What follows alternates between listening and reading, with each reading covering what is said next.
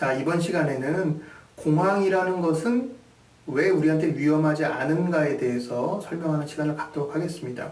우리 앞선 시간들에서 공황을 유발하는 여러 가지 요소들, 또 공황장애 특성에 대해서 살펴보았지 않습니까?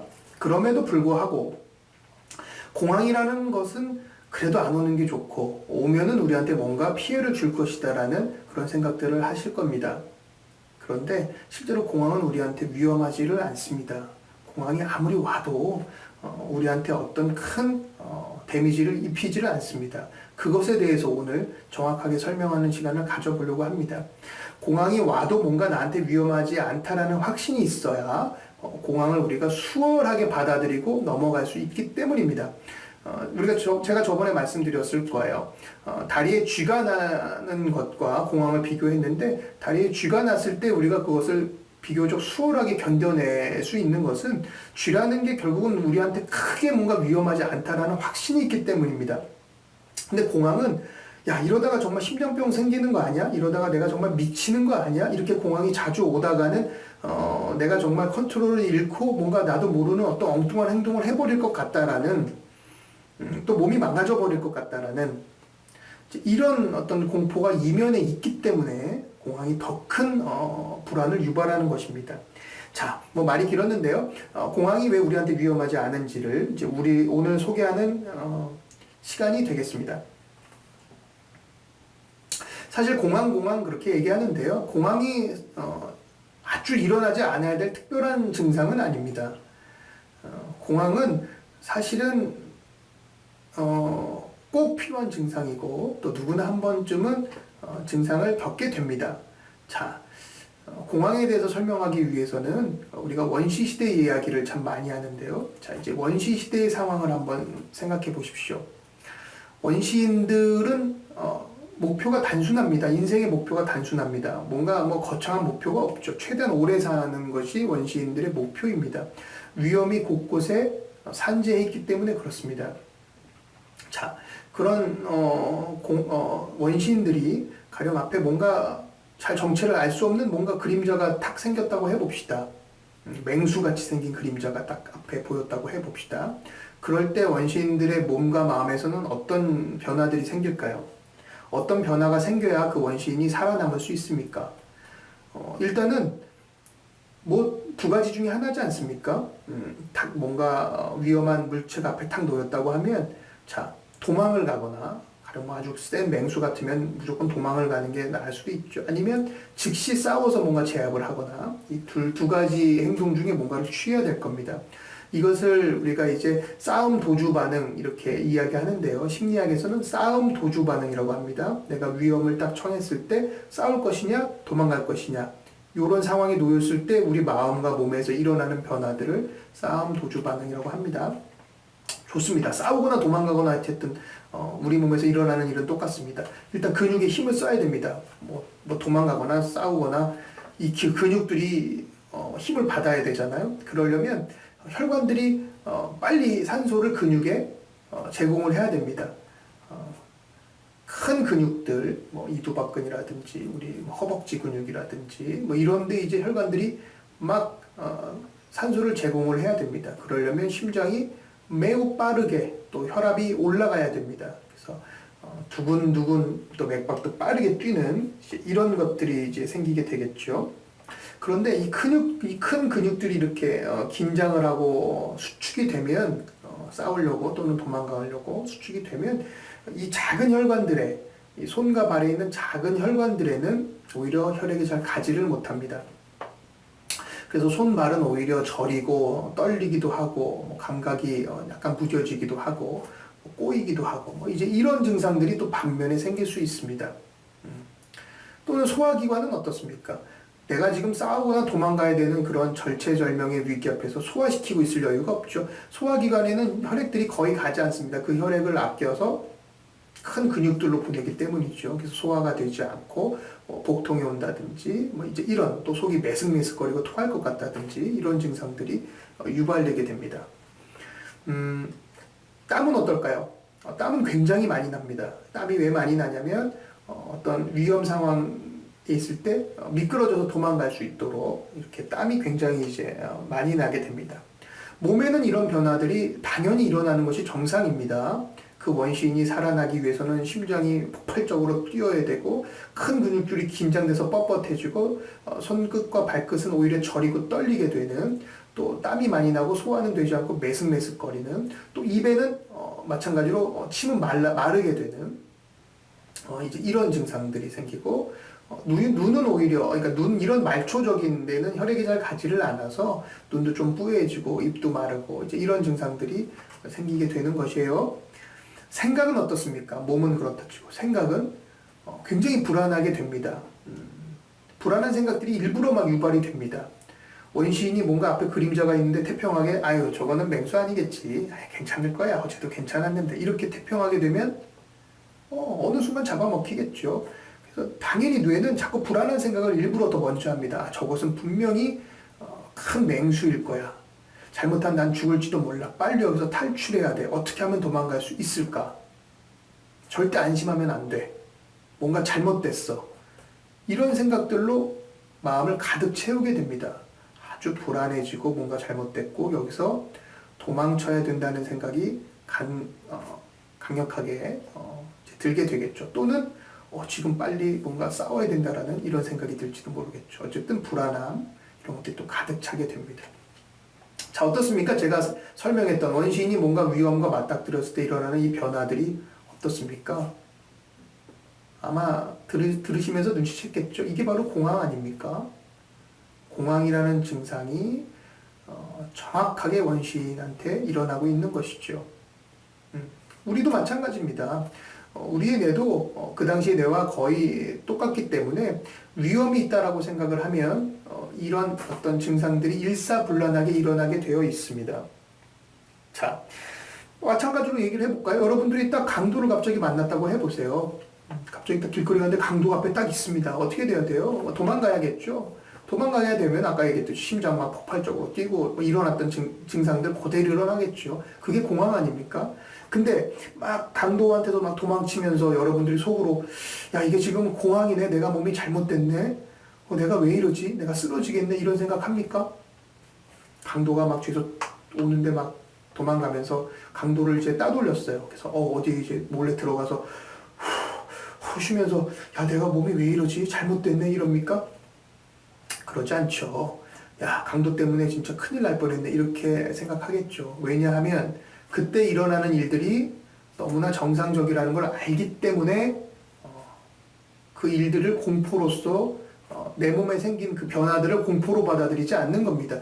외부의 공포가 있는 거죠. 외부의 강도가 있기 때문에 무서운 거지 지금 내가 뭔가 잘못되고 있기 때문에 공포를 느끼는 건 아니잖아요. 당연한 변화가 왔다라고 생각하는 거잖아요. 자, 마찬가지입니다. 공황도 이런 증상들이 똑같이 나타나는데 공황의 한 가지 다른 점은 외부의 본인 생각에 외부의 위험이 없다고 느낄 때 공황이 여러분들을 덮치는 겁니다. 야, 내가 갑자기 심장이 뛰고 막 얼굴이 달아오르고 소화는 안 되고 이렇게 불안하지, 여기서 도망치고 싶은 생각이 드는데 주위를 아무리 둘러봐도 강도도 없고 뭔가 맹수도 없고 잘못된 일도 없다라고 느껴지는 그 순간이 바로 공황입니다. 그때 뇌는 야 내가 몸이 지금 이렇게 위기 반응을 일으키는 건 뭔가가 분명히 잘못되어 있을 거야. 근데 주변에는 아무 일이 없네. 그렇다는 건 내 몸이 잘못된 거구나. 나한테 뭔가 큰 문제가 생겼기 때문에 내가 이렇게 지금 당황을 하고 있구나라고 자꾸 추측을 하게 됩니다. 그래서 스스로에게 문제가 생겼다라는 공포감, 내가 뭔가 잘못됐다라는 공포감, 몸이 망가지고 있다라는 공포감, 내가 죽어가고 있다라는 공포감으로 연결되는 것이 바로 공황이고 그것들이 반복되는 게 공황장애입니다. 무슨 얘기를 했습니까? 공황이라는 것은 사실은 누구나 일어날 수 있는 어떤 반응이었다라는 얘기였죠.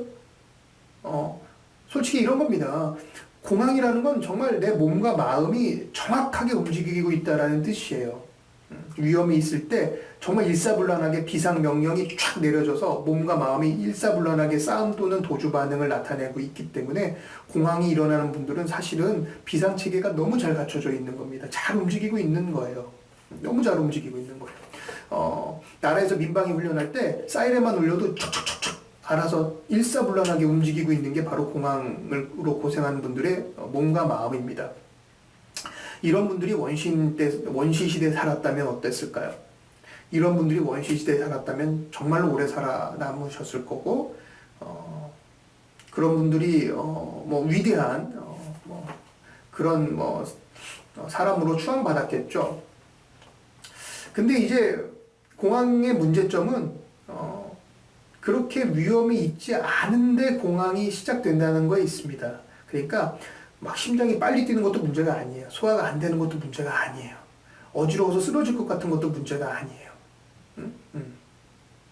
문제는 뭐냐면 처음에 야 지금 뭔가 위기가 생겼어 라고 탁 처음에 때려준 비상벨을 막 울린 그때가 문제인 거예요. 그죠?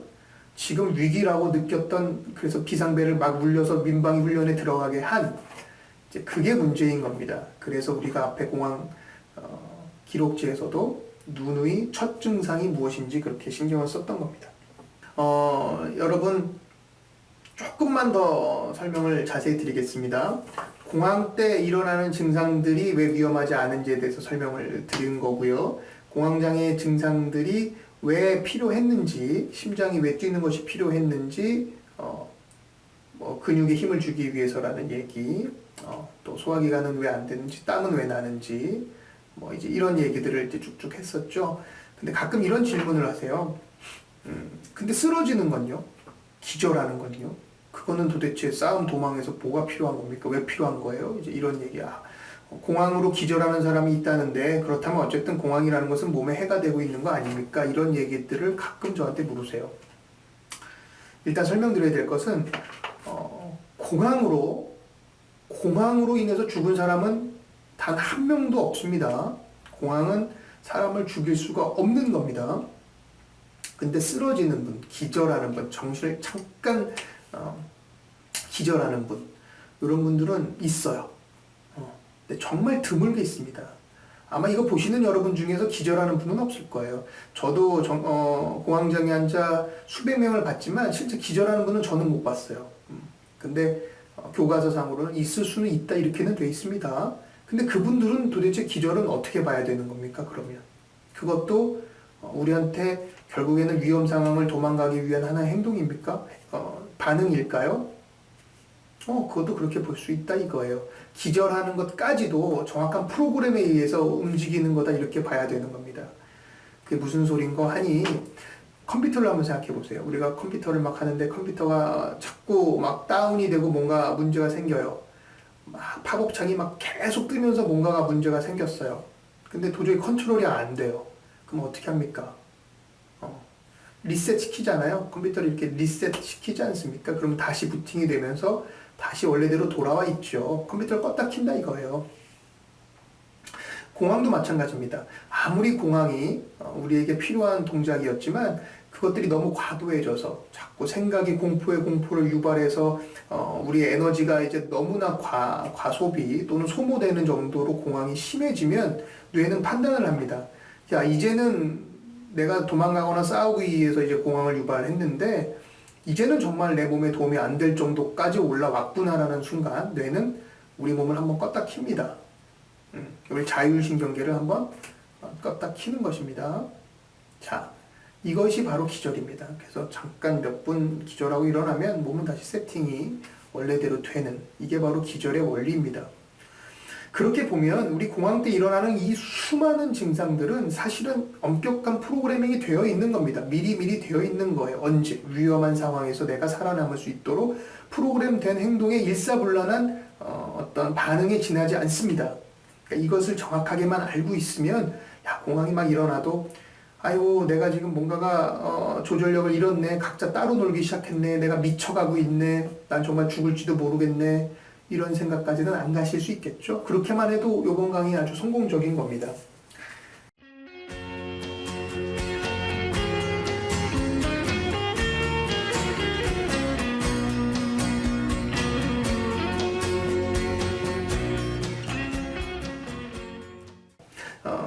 지난번에 우리 원시인 얘기 이제 쭉 했잖아요. 그래서 우리 몸은 위험 상태가 오면 공황과 비슷한 그런 증상들을 일부러 일으키게 되어 있는 그런 프로그램이 있다라는 이야기를 드렸습니다. 자, 이번 시간엔 그 프로그램에 대해서 조금은 더 의학적으로 설명을 좀 드릴 필요가 있겠습니다. 우리 몸에는 이제 자율신경계라는 게 있습니다. 자율신경계. 공황장애에 대해서 관심 있는 분들은 다들 한 번씩 들어보셨을 거예요. 자율신경계. 자율신경계가 뭐냐면 내가 나도 모르는 사이에 우리 몸을 정확하게 조절하고 있는 그런 프로그램을 바로 자율신경계라고 합니다. 뭐 우리 침 나오는 거 뭐 우리가 일부러 침 나오게 하고 말고 할 것도 없잖아요. 소화시키는 거, 뭐 위액이 나오고 소화가 되는 거 우리가 일일이 신경 씁니까? 저절로 되고 있잖아요. 심장이 빨리 뛰고 천천히 뛰는 거 당연히 저절로 되고 있죠. 근육이 나도 모르게 긴장됐다 풀리는 거 당연히 저절로 되고 있지 않습니까? 자는 것도 그렇죠. 잠이 왔다가 깨는 것도 우리가 뭐 어느 정도는 컨트롤 하려고 해도 실제로는 자율신경계가 하고 있는 역할들입니다. 그래서 바로 자율신경계라고 부르는 거예요. 자율적으로 뭔가가 일어나고 있다. 자, 이 자율신경계가 이렇게 평상시에 우리 몸을 잘 조절하고 있지만 조금이라도 위험이 있다고 생각하면 바로 비상신호를 울려서 이 전체 우리의 마음과 몸을 비상체계로 만드는 공황을 유발하는 또 그 프로그램입니다. 좋습니다. 자, 이 자율신경계라는 거에 대해서 살펴보자면 자율신경계는 두 가지로 되어 있다는 것이 매우 중요합니다. 자율신경계라는 어떤 이 프로그램은 두 가지의 요소로 되어 있는데 하나는 교감신경이라고 부르는 거고 하나는 부교감신경 이렇게 부르는 것입니다. 한 번씩 들어보셨나요? 자, 교감신경이라고 부르는 이 측면이 이 요소가 너무나 흥분했을 때, 너무나 커졌을 때 그게 바로 공황입니다. 부교감신경은 우리가 편안하고 안정이 될 때 이렇게 올라가는 이제 그런 신경입니다. 반면에 교감신경은 우리가 위험하다고 생각했을 때 쫙 올라가는 신경이에요. 교감신경과 부교감신경이 이렇게 있으면 둘 다 올라가는 일은 없어요. 교감신경이 올라가면 부교감신경은 이렇게 줄어들고요. 그 다음에 부교감신경이 올라가면 저절로 교감신경은 이렇게 줄어듭니다. 이게 서로 왔다 갔다 하는 걸로 자율신경계가 돌아가는 거예요. 원래는 이렇게 얼추 비슷한 정도로 이제 있는 것이 좋은데 위험한 상황이라고 생각하면 교감신경이 이렇게 확 올라가고 부교감신경은 이렇게 쫙 줄어듭니다. 그렇죠? 이 상태가 바로 공황장애가 유발되는 공황이 일어나는 순간입니다. 교감신경이 쭉 올라가면 우리 몸은 일사불란하게 비상체제가 갖춰지기 시작합니다. 앞에서 우리가 배웠던 이제 그런 증상이 있죠. 근데 재밌는 거는 뭐 얼굴에 있는 근육들은 부교감신경이 높게 편안하게 있고 다리에 있는 근육들은 뭐 교감신경이 높아서 긴장되고 뭐 소화기관은 부교감신경이 높아져서 편안하게 있고 심장만 교감신경이 올라가서 막 뛰는 이런 거는 없어요. 머리 끝에서 발끝까지 교감신경이 올라갔다고 하면 다 교감신경이 세지는 작용을 하는 겁니다. 그래서 전체적으로 비상체제가 만들어지는 겁니다. 그게 바로 일사불란하게 우리 몸이 움직이는 그 원리가 되겠습니다. 근데 여기서 이제 재밌는 게 하나 나오는 거예요. 교감신경이 이렇게 올라가 있을 때가 우리가 공황이잖아요. 그러면 교감신경을 막 낮추려고 우리가 노력하잖아요. 보통 야, 교감신경을 어떻게 하면 낮출 수 있을까 이렇게 연구들을 많이 했는데 그거는 참 어려워요. 근데 재밌는 게 이 부교감신경을 올리면 교감신경은 저절로 줄어들더라 이거예요. 그렇죠?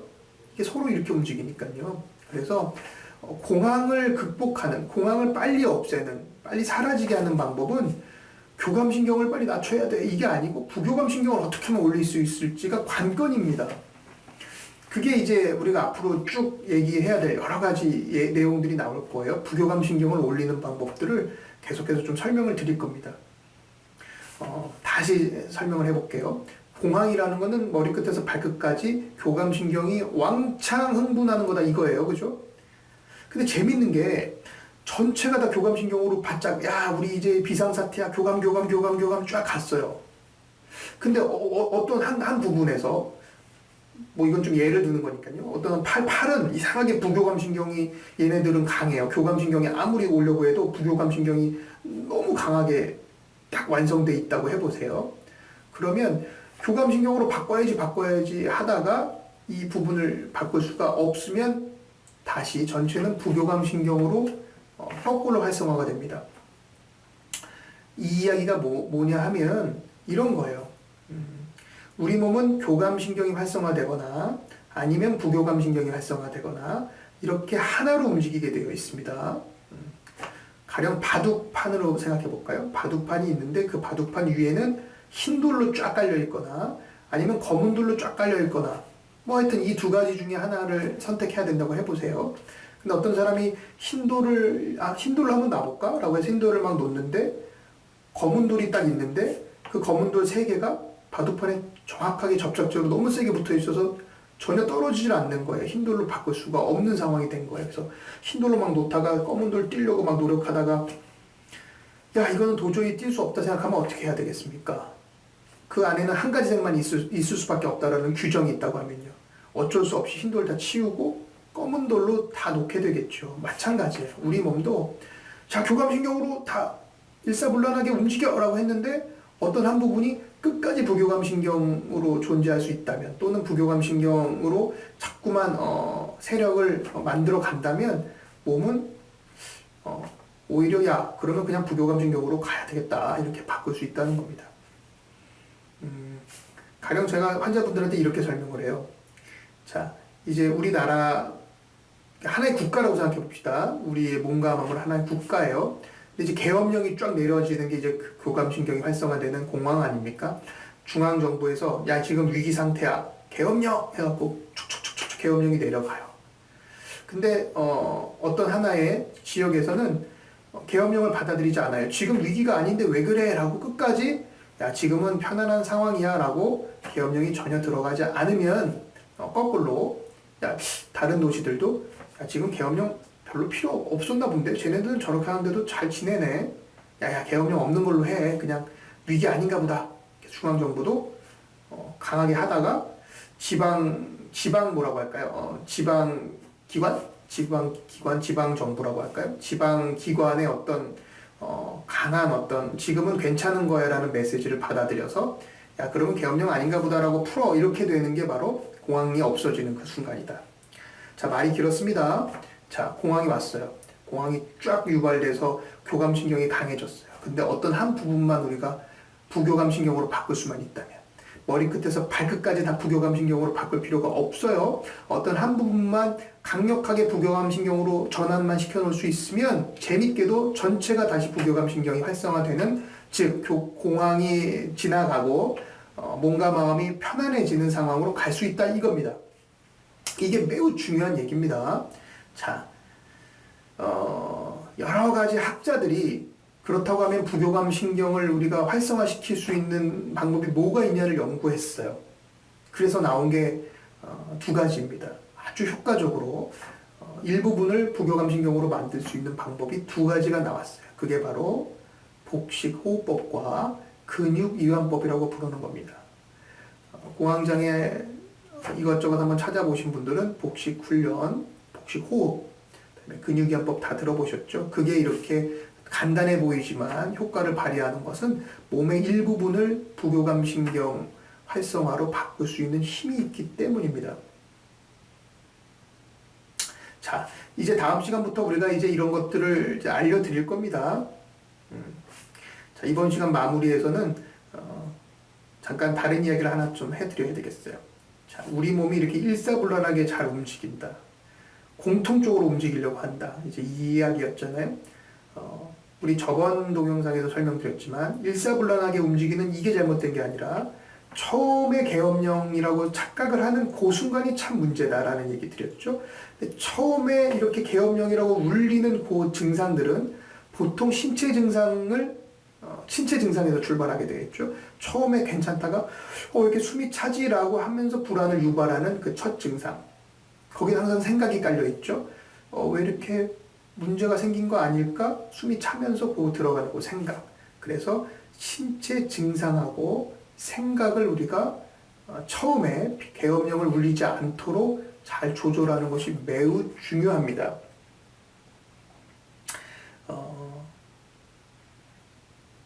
인지행동 치료에서는 우리 신체 증상도 사실 행동으로 봅니다. 행동의 일환으로 봅니다. 그렇게 보면 그래서 인지행동 치료라고 이름을 붙인 거예요. 생각, 인지. 처음에 첫 계엄령을 울리는 생각, 처음에 첫 계엄령을 울리는 신체 증상, 이것들을 우리가 잘 조절할 수 있다면 그러니까 생각 외로 공황장애라는 것을 컨트롤을 잘 해낼 수도 있지 않을까라는 것이 우리의 아이디어입니다. 자, 여기에 대해서 다음 시간부터 정말 재밌게 또 열심히 한번 해봅시다.